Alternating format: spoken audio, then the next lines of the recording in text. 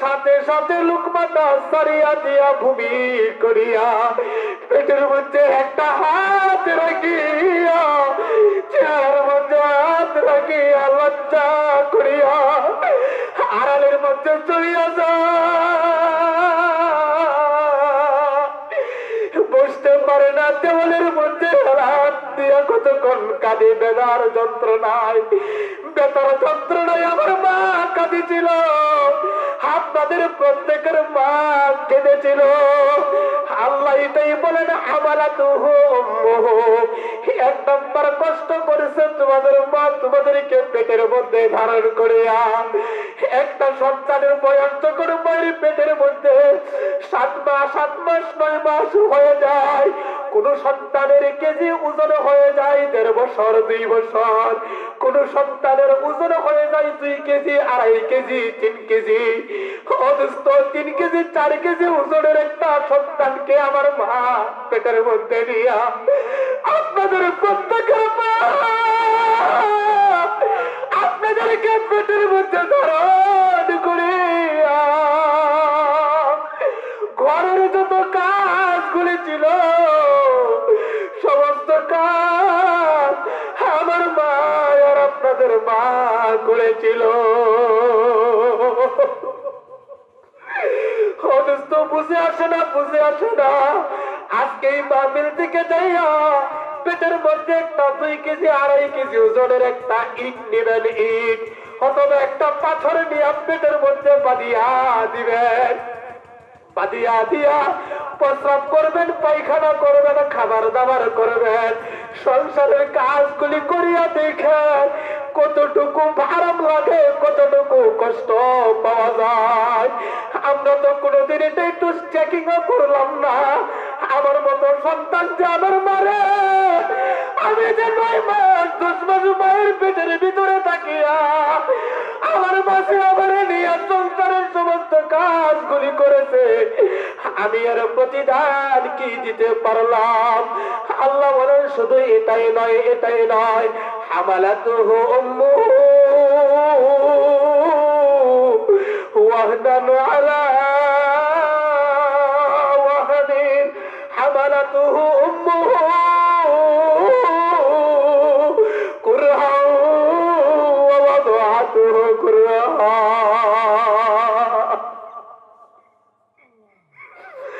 এত কষ্ট আমাদেরকে নিয়ে করার পর যখন ডেলিভারি হওয়ার সময় হয়, দেখবেন দোস্ত, নতুন মাগুলি নতুন বোনগুলি স্বামীর বাড়ি থেকে বাবার বাড়িতে অধিকাংশরা চলিয়া যায়। কথা কন যায় কি যায় না?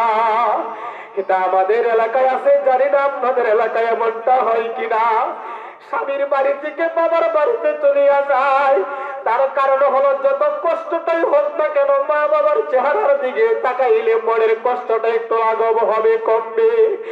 আর যখন স্বামীর বাড়ি থেকে বাবার বাড়িতে যায়, তখন দেখবেন এই মহিলাগুলি শাশুড়িকে যাইয়া শাশুড়ির পায়ের মধ্যে জড়াইয়া ধরিয়া চোখে চেকআপ মেকআপ করার পর ডাক্তার যখন বলে যে আপনার এই যে মহিলাটা আছে, যদি বাচ্চাকে বাঁচাইতে চান তাহলে মা বাঁচবে না, আর মাকে বাঁচাইতে গেলে শিশুটা বাঁচবে না, তখন আত্মীয় স্বজন যারা আছে সবাই এক বাক্যে বলে আমাদের সন্তান বাঁচানোর দরকার না, আমাদের মেয়েটারে আগে বাঁচাও। কথা বলেন, বলে কি বলে না?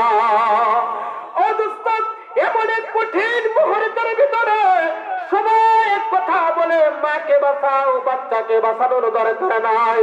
আর এই কথাটা যখন গর্ভধারণী মায়ের কানের মধ্যে যখন যায়, তখন সেই মা অপারেশন থিয়েটারের ভিতরে থাকিয়া ডাক্তাররে ডাক দিয়ে বলে, ডাক্তার বাবু,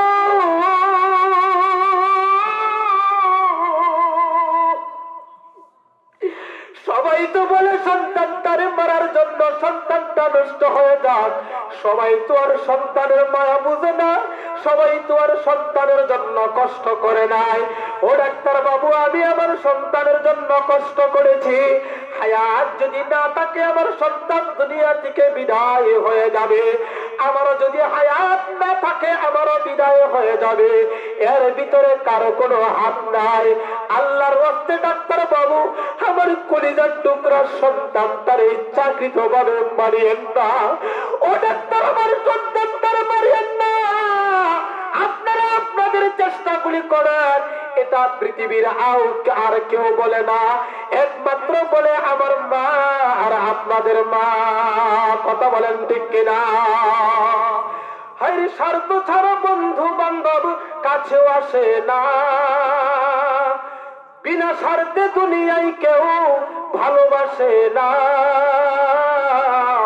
স্বার্থ ছাড়া ভালোবাসে শুধু আমার মা। কথা বলেন ঠিক কিনা? কাঁধায়ার পর কোঠা দিয়ে মাটির মূর্তি করে লক্ষ টাকা মজুরি নেই মূর্তির কারিগরে। ভাই আমার সুন্দর দেহ গইরা দিল, মূল্য চাইল না। মায় আমাদের সুন্দর দেহ গইরা দিল, আজ পর্যন্ত কারো কাছে মূল্য চাইল না। কতক্ষণ কোন মা চাইছেনি? স্বার্থ ছাড়া ভালোবাসে শুধু আমার মা। চিল্লায় বলেন কথা ঠিক কিনা? হাইরে কোঠার দুধ 5 বছরে খেলেন হিসাবটা পাকা, প্রতি শিশুর পিছনে খরচ কয়েক লাখ টাকা। আর মায়া আমার মুখের দুধা পান করাইল, মূল্য চাইল না। মায়া আমাদের মুখের দুধা পান করাইল, মূল্য চাইল না। স্বার্থ ছাড়া ভালোবাসে শুধু আমার মা। চিল্লায় বলেন কথা ঠিক কিনা? এই জন্য আল্লাহ রাব্বুল আলামিন এই কুরআনুল কারীমের ভিতরে বলেন, হামালাতুহু উম্মুহু ওয়াহনান আলা ওয়াহনিন ওয়া ফিসালুহু ফি আমাইন। হে দুনিয়ার মানুষেরা, গর্ভধারণ করে কষ্ট করলো একটা, আবার ডেলিভারির সময় কষ্ট করলো আরেকটা। এখানে এই কষ্ট শেষ হয় নাই। আল্লাহ বলেন ওয়া ফিসালুহু ফি আমাইন। ডেলিভারির পরেও তোমার কথা পৃথিবীর কেউ বুঝে না, তোমার ভাষা পৃথিবীর কেউ বুঝে না, তোমার অভাব পৃথিবীর কেউ বুঝে না, একমাত্র বুঝে তোমার মা। কথা কোন ঠিক কিনা? এই জন্য প্রসবের পর থেকে নিয়ে আরো 2 বছর আল্লাহ রাব্বুল আলামিন এই মায়ের বুকের দুধের ভিতরে আল্লাহ তাআলা এমন এক খাবারের সৃষ্টি করিয়া দিলেন, এমন এক ঝর্ণা সৃষ্টি করিয়া দিলেন, যেই ঝর্ণা, যেই খাবার, যেই ভিটামিন, যেই ক্যালসিয়াম, যা যা প্রয়োজন পৃথিবীর আর অন্য কোথাও এরকম ভাবে পাওয়া যায় না, একমাত্র মায়ের শরীরের ভিতরে পাওয়া যায়। মা যত দুর্বল হোক না কেন, তখন সন্তানটারে দুধ পান করানো থেকে বিরত রাখে না। কথা বলেন ঠিক কিনা? আল্লাহ তাআলা এই কথাটা বলেন, ওয়া ফিসালুহু ফি আমাইন আনিশকুরলি ওয়া লিওয়ালিদাইক। এরপর মহান আল্লাহ বলেন, ও দুনিয়ার মানুষেরা, তোমরা তোমাদের মা আর বাবার শুকর গুজার করো, তোমরা তোমাদের মা আর বাবার কৃতজ্ঞতা করো। আওয়াজ দিয়ে বলেন, বলেছেন কে? আরো চিল্লা বলেন কথাটা কার? আল্লাহ বলেছেন তোমরা তোমাদের মা আর বাবার কৃতজ্ঞতা করো। এরপরে বলেন, ওয়া ইন জাহাদাকা আলা আতুশরিকা বিমা লাইসা লাকা বিহি ইলমু ফালা তুতি'হুমা। আল্লাহ তাআলা এরপর বলেন, হে দুনিয়ার মানুষেরা, তোমরা তোমাদের মা এবং বাবার অবাধ্য হইবা না। যদি তোমাদের মা তোমাদেরকে শিরিক করার মতো কোনো গুনাহের জন্য আদেশ করে, তাহলে তোমরা এটা মানবা না। হারাম কোন কাজের জন্য যদি হুকুম করে, এটা তোমরা মানবা না।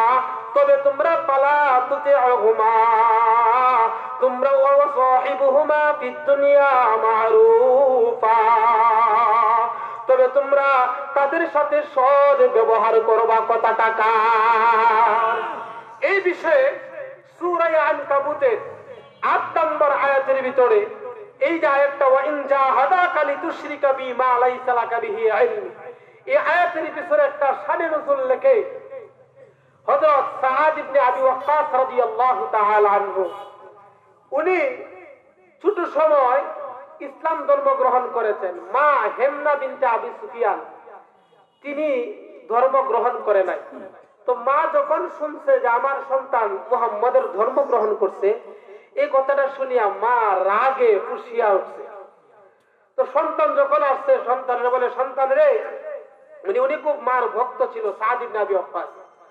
তো বলতেছে, তুমি তো মুহাম্মদের ধর্ম গ্রহণ করছো, যতক্ষণ পর্যন্ত তুমি এই ধর্ম ত্যাগ না করবা ততক্ষণ পর্যন্ত আমি কোনো কিছু খাবো না। আর এই হালতে যদি আমি মারা যাই, তাহলে পৃথিবীর মানুষ তারা জানবে সাআদ মায়ের অবাধ্যতা হওয়ার কারণে মা দুনিয়া থেকে বিদায় হয়ে গেছে। তো সাআদ রাদিয়াল্লাহু তাআলা নবীজির কাছে যাইয়া যখন বললেন, ইয়া রাসূলুল্লাহ, আমার আম্মা তো এই শপথ করছে, এখন কি করব? তখনই আল্লাহ তাআলা এই সূরা আনকাবুতের ৮ নম্বর আয়াতে কারিমা নাজিল করিয়া জানায় দিলেন, হে সাআদ, মা যদি কোন শিরিকের জন্য, হারাম কাজের জন্য যদি আদেশ করে মা এবং বাবা, তাহলে এই আদেশটা মানবা না। তবে ফালা তুতিউহুমা, এটা মানবা না, ইলাইয়া মারজিউকুম ফাউনাব্বিউকুম বিমা কুনতুম তা'মালুন, অর্থাৎ মা এবং বাবার সাথে খারাপ আচরণ কিন্তু করতে পারবা না এর বিনিময়ে। এই আয়াত থেকে এই জিনিসটা প্রতীয়মান। তাফসীরের কিতাবের ভিতরে মুফাসসিররা উল্লেখ করেন, যদি আমাদের মা বাবা কাফের হয়, ধরেন আপনাদের কারো মা বাবা হিন্দু আছে, আপনি মুসলমান হয়ে গেছেন, অথবা খ্রিস্টান আছে, বৌদ্ধ আছে, এরপরও তাদের সাথে খারাপ ব্যবহার করা যাবে না। বলেছেন কে? সবাইগণ বলেছেন কে? আল্লাহর বিধান। তাহলে এখান থেকে শিক্ষণীয় বিষয় হলো, যদি হিন্দু খ্রিস্টান কাফের হওয়ার পরও মা বাবার সাথে খারাপ ব্যবহার করা না যায়, তাহলে আমাদের মা বাবা তো কারো কাফের না। কথাটা বুঝাইতে পারলাম না? আমাদের মা বাবা তো কেউ কাফের বা হিন্দু খ্রিস্টান এরকম তো কারো নাই। আছে? আমরা যারা আছে এরকম কারো আছে? নাই। তাহলে আমরা কোন জবানে বলি যে আমার মা বাবার স্বভাব চরিত্র ভালো না? আমরা কোন পদ্ধতি অবলম্বন করে, কোন চিন্তাধারা থেকে আমরা বলি যে আমার মা বাবা তো তাদের চরিত্র ভালো না, এই জন্য হুজুর তাদেরকে খাবার দেই না, তাদেরকে দেখাশোনা করি না? এই যে কথাটা যারা বলে, বলুন যে আল্লাহ কাফেরদেরকে তাদের সাথে সৎ ব্যবহার করার জন্য বলেছেন, আর আমাদের মা বাবা মুসলমান আছে বিদায় আমরা মুসলমান। কথা বই না? উনারা মুসলমান আছে বিদায় আমরা জন্মে সূত্রে মুসলমান আছি। কথা গান ঠিক কিনা? তাহলে বোঝা গেল দোস্ত, যা যা কিছু হোক, আমার মা বাবা যত কাফের হোক, আমার মা বাবা যত ধরনের গুনাহের কাজ করুক না কেন, আমি সন্তান হিসাবে তাদের সাথে খারাপ আচরণ করা যাবে না। এই বিধানটা স্বয়ং দিয়েছেন কে? স্বয়ং দিয়েছেন আল্লাহ। এরপর আল্লাহ তাআলা এই সূরা বনী ইসরাঈলের আয়াতে 2টা নিষেধের পর আর 3টা আদেশের কথা বলেছেন। প্রথমে বলছিলাম 5টা, কয়টা মনে আছে তো? কয়টা? 2টা করা যাবে না। 1 নম্বর কি করা যাবে না? এই যে বলতে পারেন না, লাভ হইল কি? কষ্ট দেওয়াও যাবে না, নেওয়াও যাবে না। এটা মুখস্থ করেন না, কষ্ট নেওয়াও যাবে না। 2 নম্বর ধমক দিয়া কথা বলা। বুঝছি আপনি একটু পেরেশান হয়ে গেছেন নাকি? 3 নম্বর শেষ করে দিচ্ছি। 3 নম্বর আল্লাহ তাআলা 3টা আদেশ করেছেন। বলেন কয়টা? সবাই বলেন কয়টা? 3টা হুকুম করেছেন, 3টা ব্যবহার তোমরা করবা। 1 নম্বর হলো ওয়াকুল লাহুমা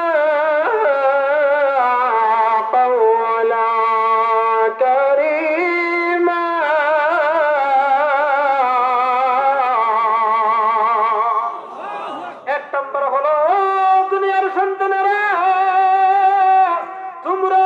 তোমাদের মা আর বাবার সাথে সুন্দর সাবলীল ভাষায়, ভদ্র ভাষায়, সম্মানিত ভাষায়, উত্তম পন্থায় তোমরা তোমাদের মা আর বাবার সাথে কথা বলবা।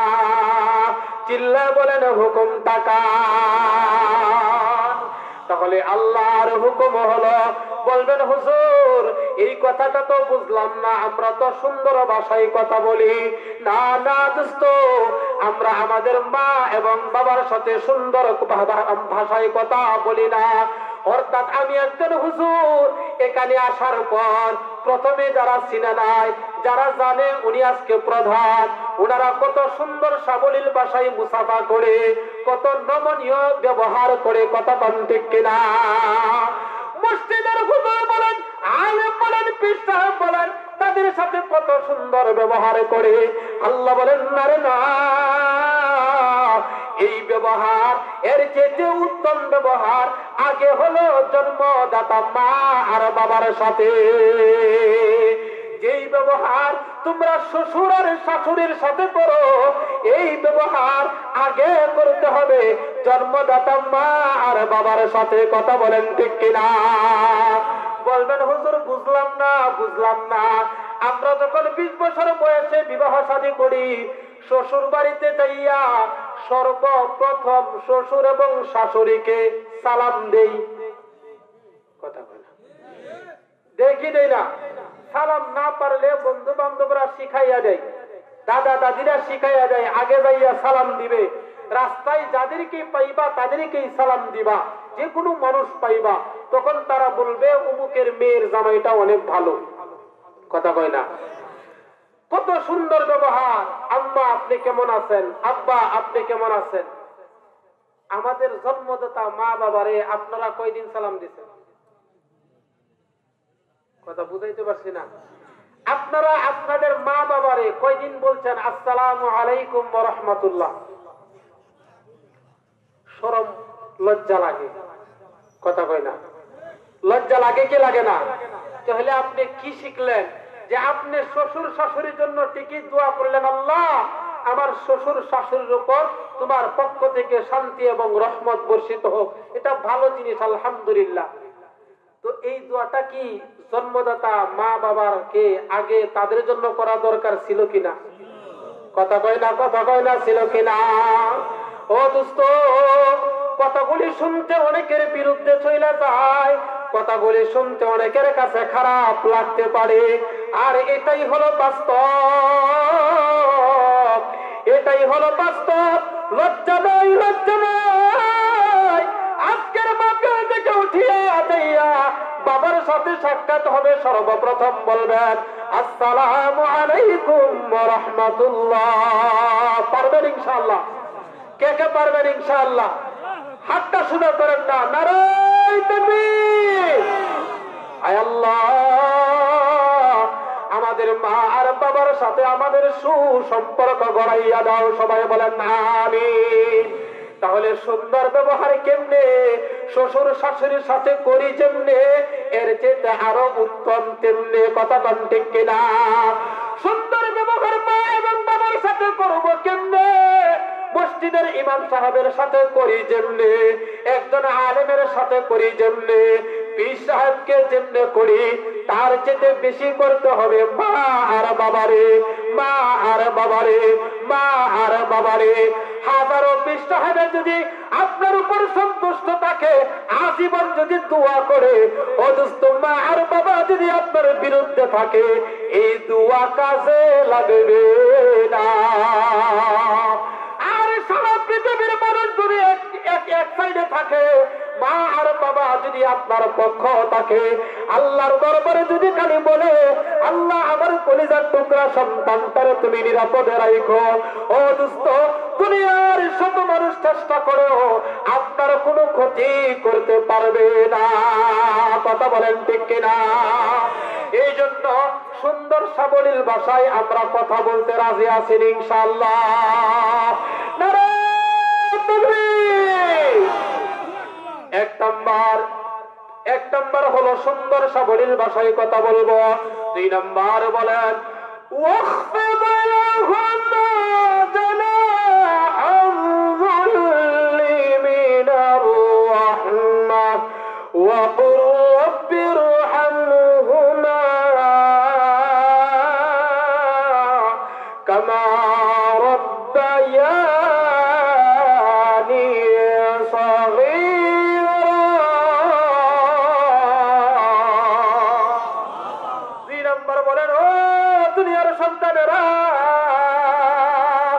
তোমরা যখন তোমাদের মা আর বাবার সামনে যাইবা তখন তোমাদের দুইটা হাত, তোমাদের যে বাহু, তোমাদের যে চেহারা, তোমাদের যে বডিটা আছে এটাকে নরম করিয়া পাখির ডানাগুলি যেরকম ভাবে বিছাইয়া দেয়, নরম করিয়া দেয়, এরকম ভাবে নরম ভাবে তোমরা তোমাদের মা আর বাবার সামনে উপস্থিত হইবা। অর্থাৎ যেটা আমরা শ্বশুর শাশুড়ির সামনে করি, যেটা আমরা আলেম উলামাদের সামনে করি, যেটা আমরা চেয়ারম্যান মেম্বার এমপি সাহেবের সামনে যাইয়া দাঁড়াই, কথা কই না? দাঁড়াই কি দাঁড়াই না? চেয়ারম্যান সাহেব আসছে অনেক সম্মানিত মানুষ, এমপি সাহেব আসছে অনেক সম্মানিত মানুষ, সুন্দরভাবে দাঁড়ায়, বুকটারে ফুলাইয়া দাঁড়াই না। আল্লাহ বলেন এই যে ব্যবহার তুমি দুনিয়ার মানুষের সাথে করো, এটা যেমন উত্তম ব্যবহার করো, এই চেয়ে আরো সুন্দর ব্যবহার তোমরা তোমাদের মা আর বাবার সাথে করবা। আওয়াজ দিয়ে বলেন, বলেছেন কে? واخفض لهما جناح الذل من الرحمة وقل رب ارحمهما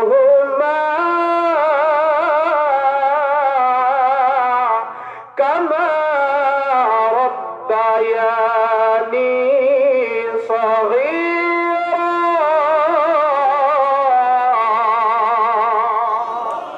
আল্লাহ বলেন 3 নম্বর যে ব্যবহারটা করবা সেটা হলো যাদের মা বাবা দুনিয়ার বুকে নাই।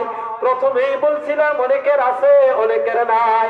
যাদের আছে আমরা আগের কাজগুলি তাদের সাথে করব, যাদের নাই আমরা চোখের পানিগুলি ছাইরা দিয়া আজকের এই মাহফিলের মধ্যে বসিয়া আল্লাহকে ডাক দিয়া বলবো, আল্লাহ